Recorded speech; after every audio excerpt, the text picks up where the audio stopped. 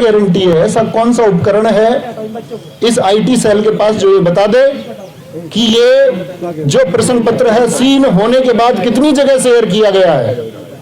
इस बात की कोई गारंटी नहीं है, ना ऐसा कोई माध्यम है कि कितनी जगह शेयर हुआ। क्या वह लाखों छात्रों तक शेयर नहीं किया गया?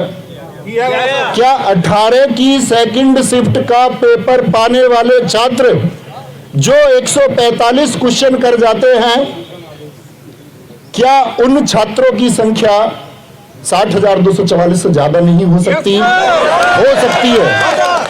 और अगर उनकी संख्या 60,244 से ज्यादा हो सकती है तो किसी शिफ्ट को सरकार यदि ये बोले कि ये पहली शिफ्ट, इसका कोई साक्ष्य नहीं मिला या इसका कोई साक्ष्य नहीं मिल पा रहा है, एक ठोस साक्ष्य नहीं है, तो क्या सरकार इस बात की अनदेखी करेगी कि एक शिफ्ट में 60,244 से ज्यादा छात्र सफल हो जाएंगे?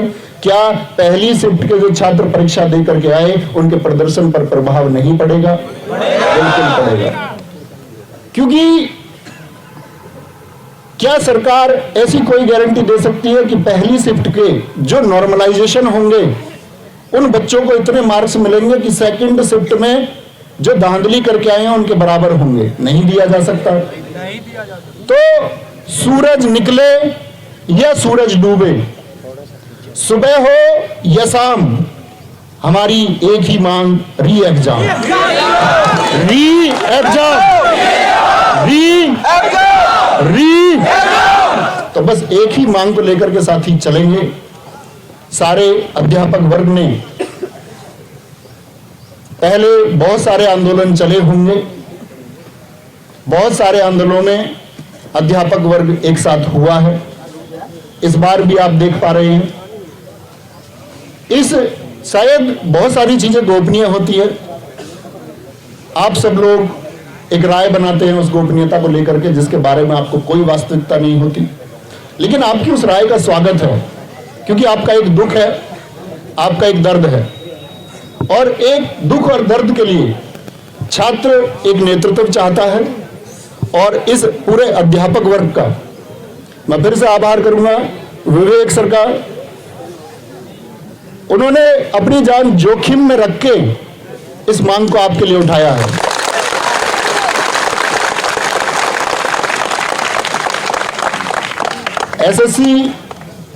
एसएससी गुरुकुल के गुरुजी सुभंशु गुरुजी ने इसको ग्राउंड तल पर चलाया है।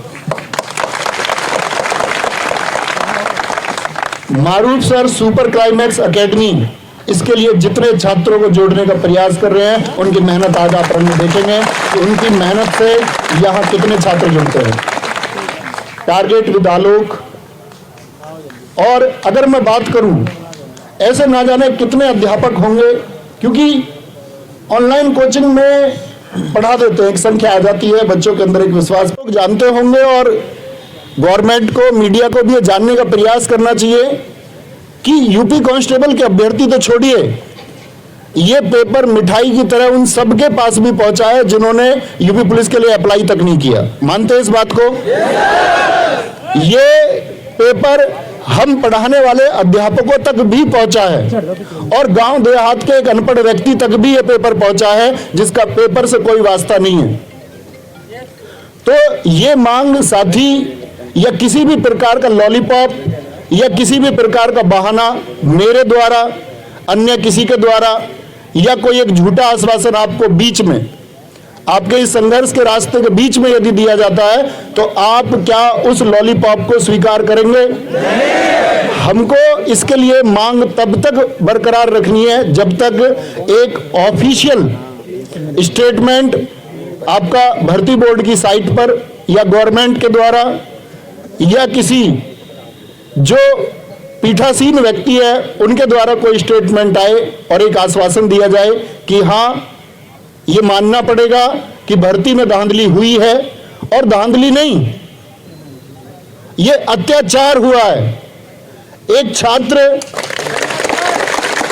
जिसके सपने हैं, हर अध्यापक वर्ग जिसके सपने हैं, किसी भी अध्यापक का भविष्य भी और मैं उन सारे साथियों से भी आह्वान करूंगा जो यहां मौजूद नहीं है, साथी अध्यापक, हम सबका भविष्य इन बच्चों के भविष्य से सीधा प्रत्यक्ष रूप से जुड़ा होता है। बच्चे जितना ज्यादा कामयाब होंगे, अध्यापक उतना ज्यादा कामयाब होगा। बच्चे कामयाब नहीं होंगे, अध्यापक कामयाब नहीं होंगे।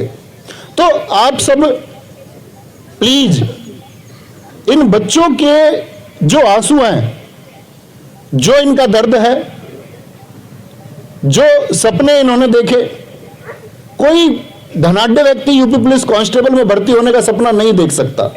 सरकार जानती है, हर एक शिक्षित वर्ग का व्यक्ति जानता है कि यह सपना निम्न वर्ग के छात्रों और अधिकतर निम्न वर्ग के छात्रों और बहुमुश्किल मध्यम वर्ग के कुछ छात्रों के द्वारा यह सपना देखा गया कि हां, इस बार हम कुछ करके जाएंगे। 60,244 पद देख करके सबका बोलते ना हृदय एकदम से फल फूल गया। पिछला एग्जाम हुआ, कुछ एग्जामों में ऐसा हुआ कि बच्चों को अपना जो साहस है